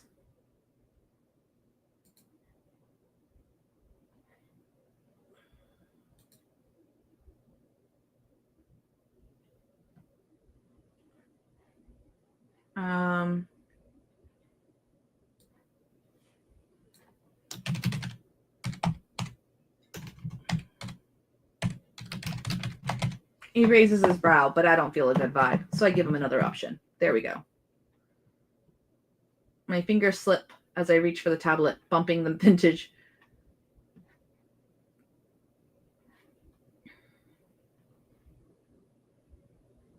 Jenna, we're almost out of the almond croissants. And Mr. Henderson is asking if we have... Why do we have Mr. Henderson? I think we need to change that last name.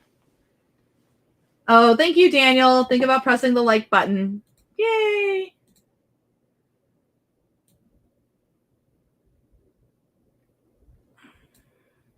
I guess you would say her name. We're almost out of the almond croissants, and Mr. Henderson is asking if we have any gluten-free options today besides the sad prepackaged cookies. I don't think Mr. Henderson. I think we need a different name. How about Dot? Okay, check the back freezer. I think I saw some gluten-free muffins yesterday. Text Kira and see if she's bringing those samples later. Tony, the customer, and the assistant beep of the card reader. I tap the screen. That'll be $5.25. His eyes flick to the fishbowl tip jar. He retrieves his card and then pulls a folded 10 from his wallet and slips it into the bowl. Keep it, he says quietly. A tiny alarm bell goes off in my head. I think it should be a folded 20, not a 10. A 10 is not too generous. Honestly, $100 bill would be like, holy shit, right? What do you guys think? Should it be a $100 bill or a $20 bill that he puts into the bowl? I feel like the 100 would trigger the flash. Right? Yeah, 10 is way too small. Yeah. Don't make it weird. Yes, that would make sense. Like, I would go through all of those thoughts. A tiny alarm bell goes off in my head. It's generous. Too generous? Memories flicker. Mom's hopeful face whenever her new boyfriend would flash cash. The inevitable crash when he disappeared, leaving bills unpaid and promised. Stop it, Jenna. It's just a nice tip from a regular customer. Don't make it weird. Don't attach baggage where it doesn't belong. I'm going to say, this isn't an airport. How about that? Don't attach baggage. This isn't an airport. Thanks, I force out, keeping my tone neutral. We appreciate it. The espresso machine shrieks for attention. I turn to help Tony, pulling the shot while he steams the oat milk. I focus on the pour, the delicate merge of microfoam and espresso, creating a clean white circle. It's just coffee, but my hands feel steadier when I'm making something tangible. When I turn back to hand him the drink, our fingers brush against the warm ceramic. It's barely contact, but a surprising little shock, like static electricity, zips up my arm. I nearly slosh the latte. Get a grip. Thanks, Jenna, he says. Oh, yes, so that we have to leave that, the Jenna. Yeah. There's a $50 grant. Yeah, there is. Then and honestly, it would make sense, like, if he's got $100 in cash, but he's got the black card. So, like, he's using the black card for the expenses or whatever, and then the cash is what his, yeah, that makes more sense to me. I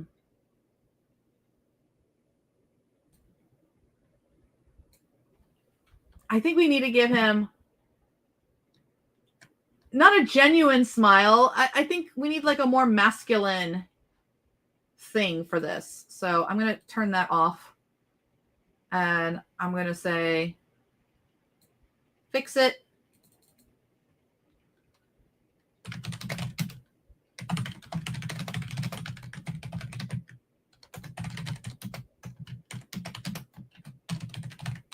Genuine smile. Submit. It should be make the description more masculine.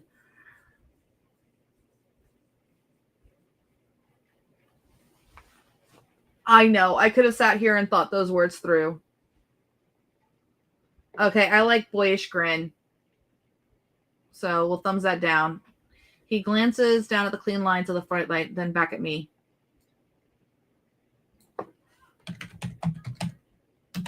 A boyish grin curving his mouth this time. It softens the reserved lines of his face. Looks perfect. My own smile feels less hard. Enjoy. And moves away, navigating the crowded tables with an unhurried grace that's rare in this building. Before he disappears in the lobby throng, I can't resist a quick... Wait. Why is she giving him ceramic? Like their fingers touch, right? The warm ceramic. Why would she be giving him a mug? Unless he hands a mug to her. We're using Google 2.5 Pro. Rachel just says what just got here and everything. How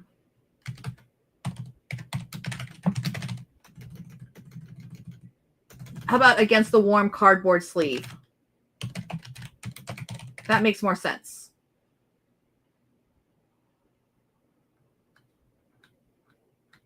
But then he's got to look at it.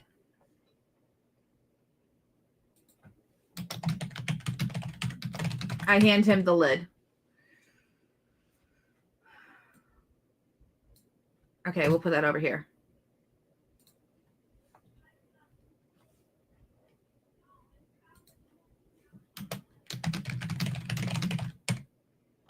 Enjoy, I reply, already turning to the next person.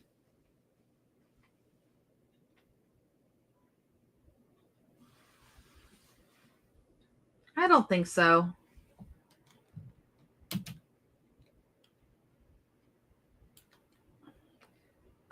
Hesitating.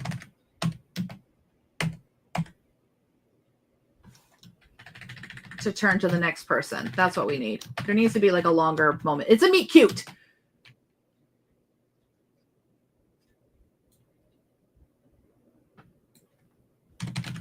Demanding attention. There we go. Yeah.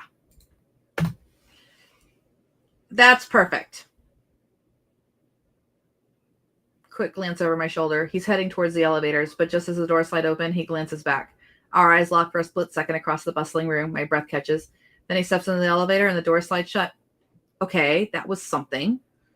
An unexpected flutter in the middle of the Monday morning grind. I resolutely ignore it, turning back to the waiting line, the orders. Okay, so this needs to be like...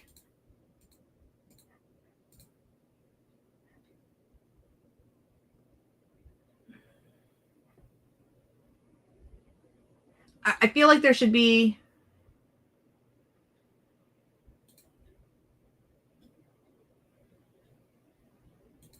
We need a repeated one. We need something here.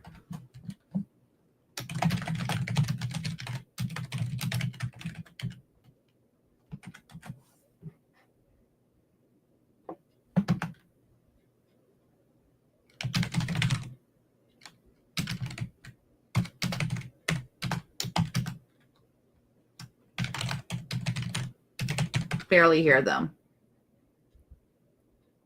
Yeah, and then we'll repeat it.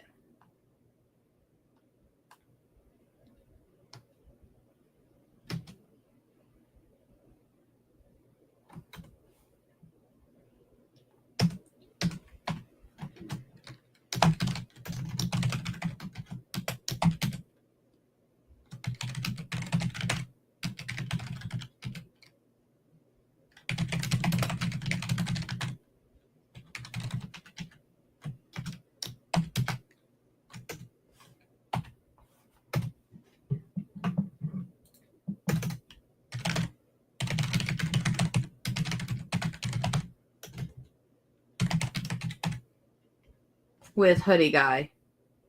I know, I'm freestyling. I'm not making the AI write it, but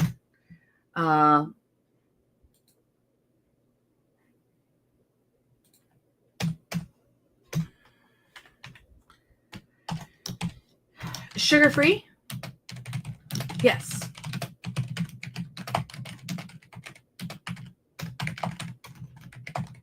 All the major flavors in sugar, in both options. What can I get you? And just like that.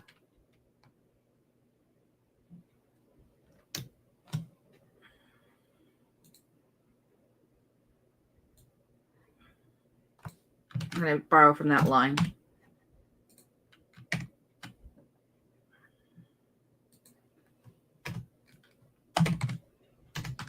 It's all around me.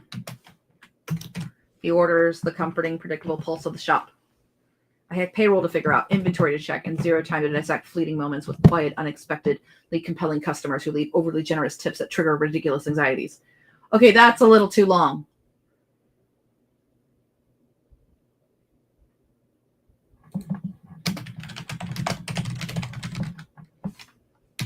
I have zero time to dissect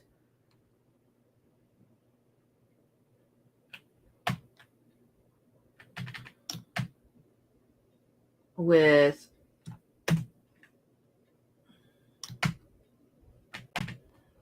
handsome customers who leave overly generous tips that triggering ridiculous anxieties. All right.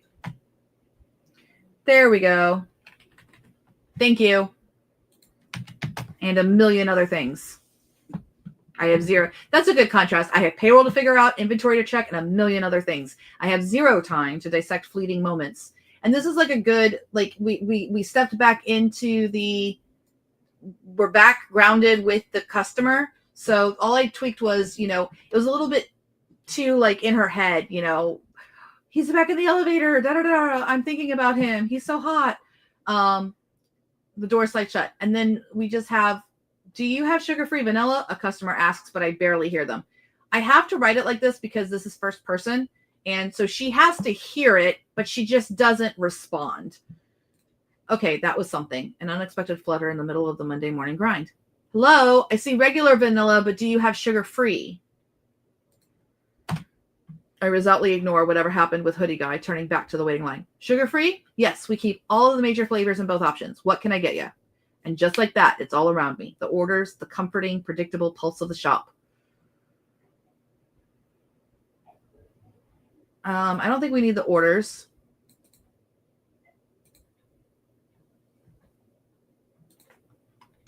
I'm going to say that comforting, predictable pulse of the shop. The orders, that comforting, it should be a colon here, technically speaking. I have payroll to figure out, inventory to check, and a million other things. I have 0 time to dissect fleeting moments.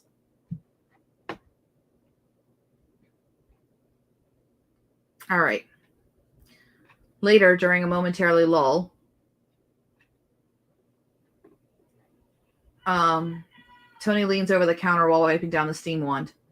Hoodie Guy seems to have made an impression, he remarks, eyebrows raised suggestively. He's just a customer, Tony, I say, maybe a little too quickly as I refill the sugar shakers. A polite one. Uh-huh. A polite one who you practically turned into a statue when your fingers touched.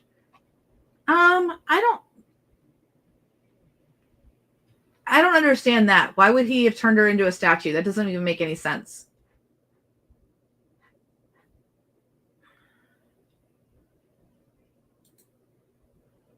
Who you practically...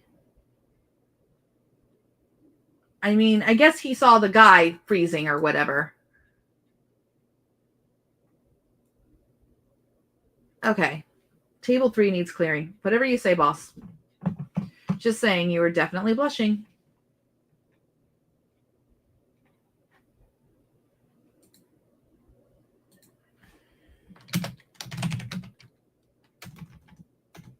Okay.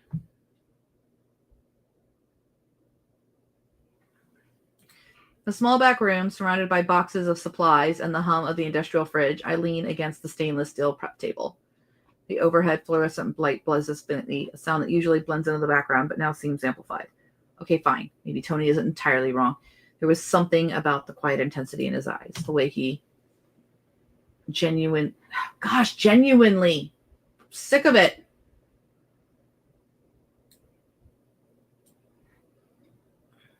He seemed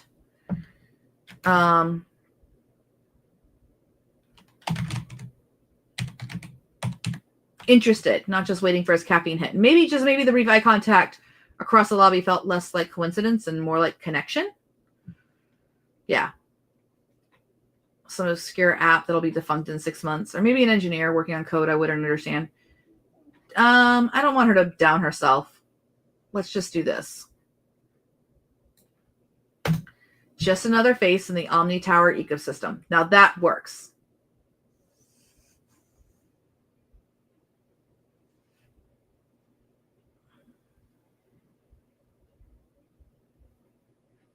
I don't know about this. Maintaining the independence, I thought. But isn't her shop inside of the Omni Tower ecosystem? I mean, she's seeing the elevator in the lobby. She's just there. She's just a tenant, too.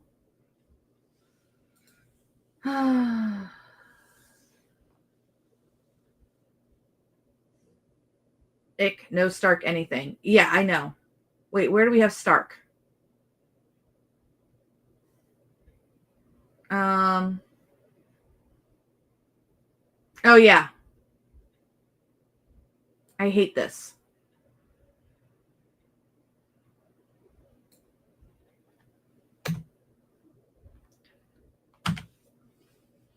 There we go. That flicker of memory, that flicker memory about mom. It's a flicker memory. It's a warning I can't ignore. Yeah.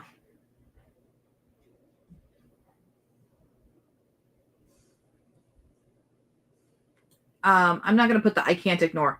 It's a warning, even if the guy himself seems harmless. My security rests on my own 2 feet, not on the, I like that, fleeting faces, not on fleeting handsome faces.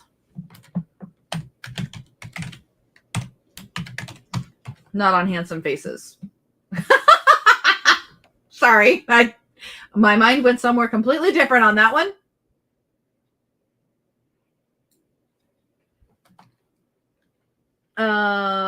Fleeting faces. Yeah, I don't know. I don't know that I can put my security rest on my own 2 feet and then contrast it with a face. It's just not working. I think we just put this, my own 2 feet. Bleach and old coffee grounds and head back out front. The shop is calmer now, the lunchtime lull approaching. Mellow jazz drifts from the speaker. Billie Holiday, my go-to soothing frayed nerves. Adjust the angle. He's gone. Up somewhere in the building, steel and glass heights, just another tenant.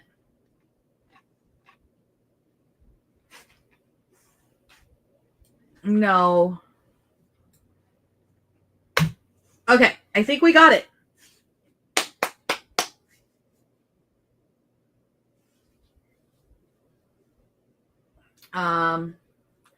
He's gone. I think we just need one just another tenant. I think we either leave it on just another tenant, and I think we just take out this. We take out that last line because I don't think we can have both. So that's 2066. We're pretty good. So we got chapter 1 done, and I'm going to copy this just so that I have it. All right, I'm going to show you what the methodology is for the next one. I see it's 9:47. I know, I lied. I'm so bad. I'm a bad person. I'm taking care of myself. Okay, so that's in there. So I have that final. So now what I would do, so this is the last step. And well, it's not the last step, it's the next step. So now I'm going to do chapter 2, and we're going to take all this, go away. We're going to take all this away.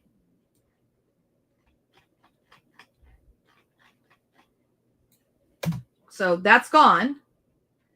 And I toggle on rough manuscript. I toggle on the manuscript overhaul plan.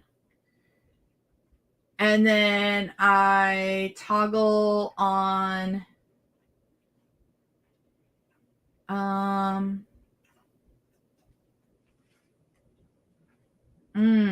I see where this is going to be a problem because rough manuscript, so it doesn't have the new chapter 1. So let me, because I have the rough manuscript somewhere else, I'm going to copy this, and I'm going to, in rough manuscript, I'm going to fix chapter 1 there so that the plan for chapter 2 should match the new chapter 1. So I delete that out for chapter 1, and then I put chapter 2, the new chapter 1 in.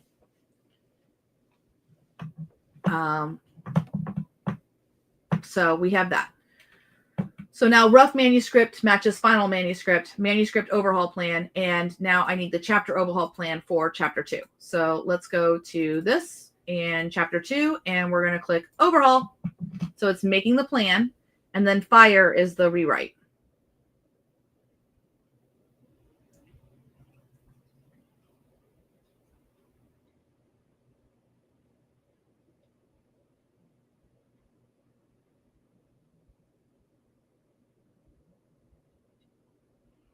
Comprehensive developmental edit with chapter by chapter critique.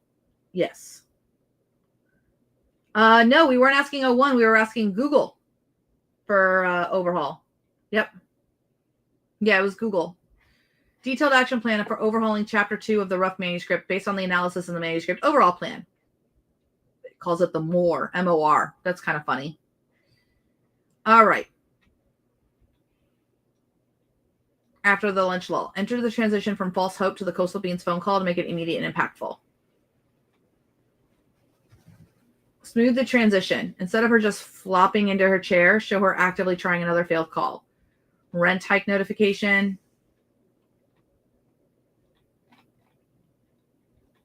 Okay, so we will thumbs this up. And now we come over to final manuscript.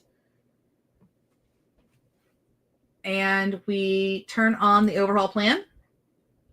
We turn off the chapter plan. We turn off the main overhaul plan because it doesn't need all of that. And we have the rough manuscript. So there's chapter 1. And now I click fire and it should write chapter 2.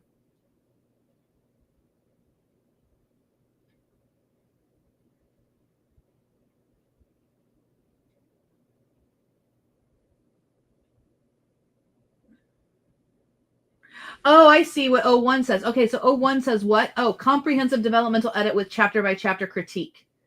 Got it. Sorry about that.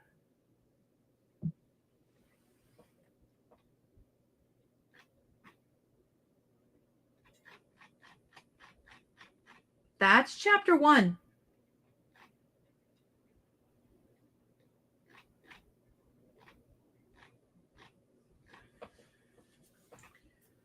Okay, it's confused.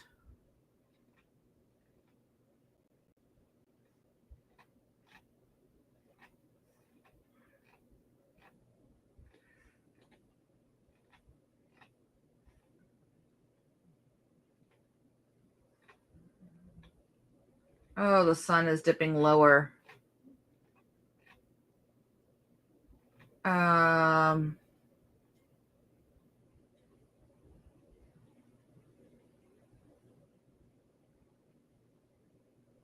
But I don't know. I don't think I like this. I think it's going to need a bigger change.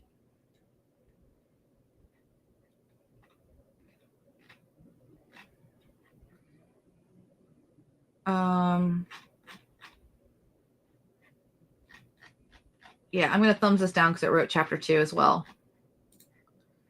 So I need to double check what the fire button says. The fire button says identify the specific chapter, rewrite that chapter. Here is the immediate preceding location where the rewritten chapter should begin. Words before, generate the completely rewritten chapter now.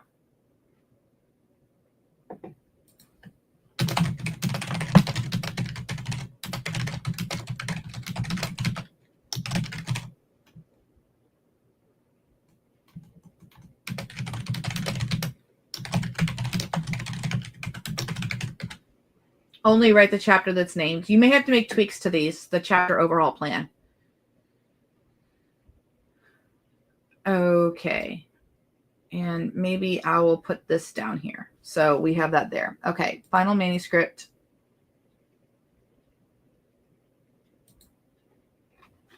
All right. So that's chapter 1. And now we do fire. It should write chapter 2. Hopefully it'll only write chapter 2. Now that I've fixed the prompt a little bit.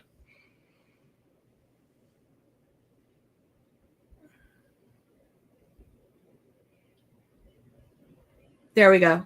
Executing chapter 2.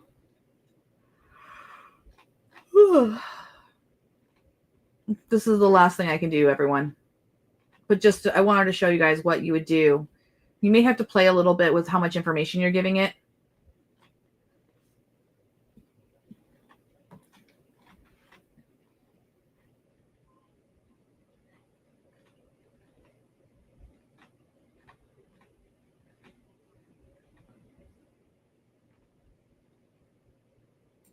All right, so if I click accepted, that would be 4,500 words. So this is what the next thing I'd have to validate and read through and see if I like it. So that's chapter 1. And chapter 2.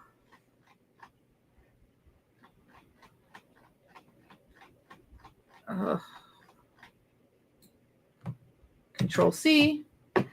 We'll put a new document. It's going to be chapter 2. It goes down here.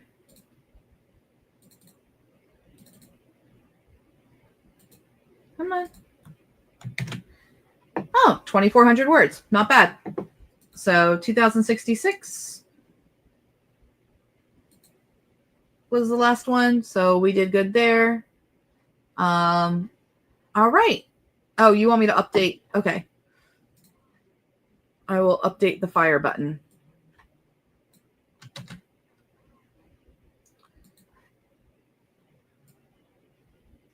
So there is the new.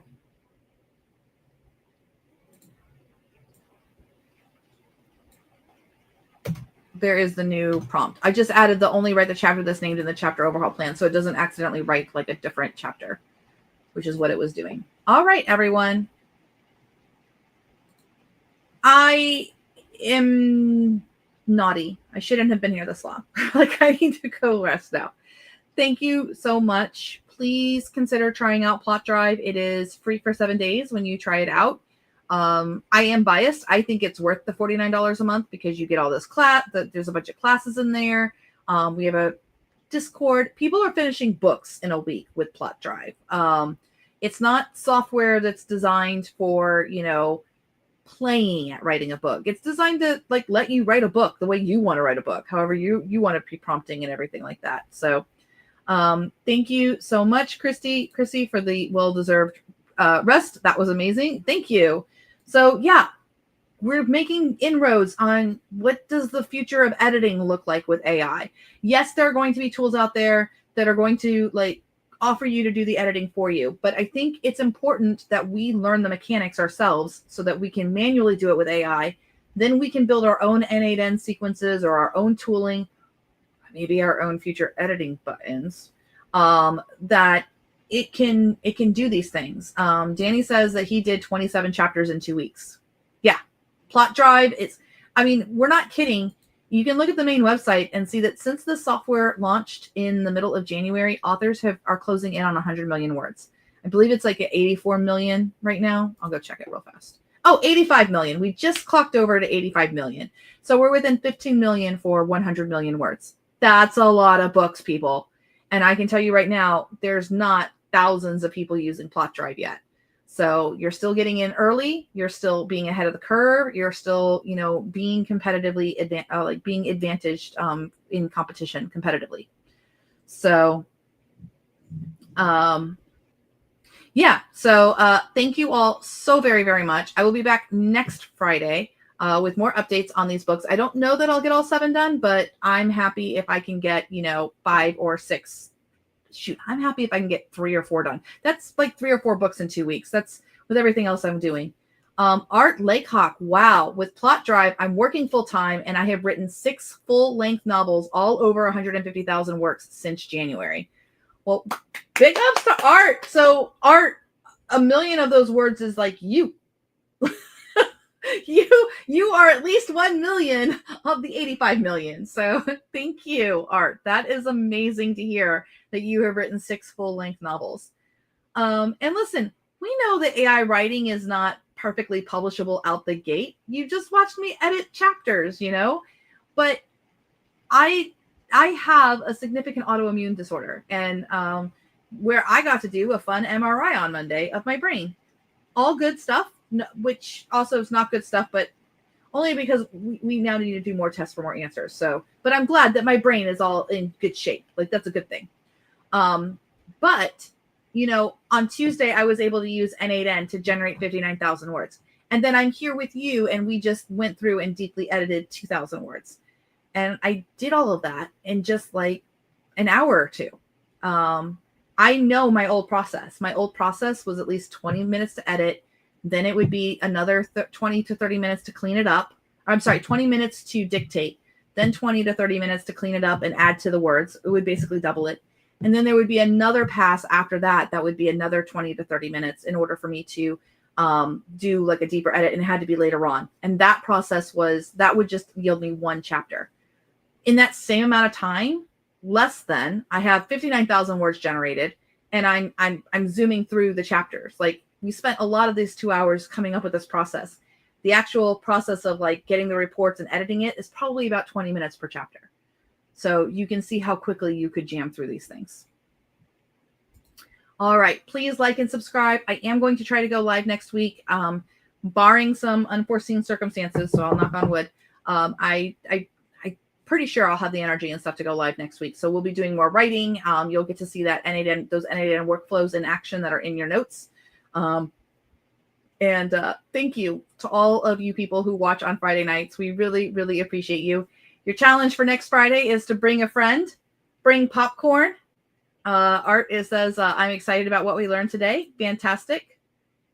And Danny says, this was great. Thanks.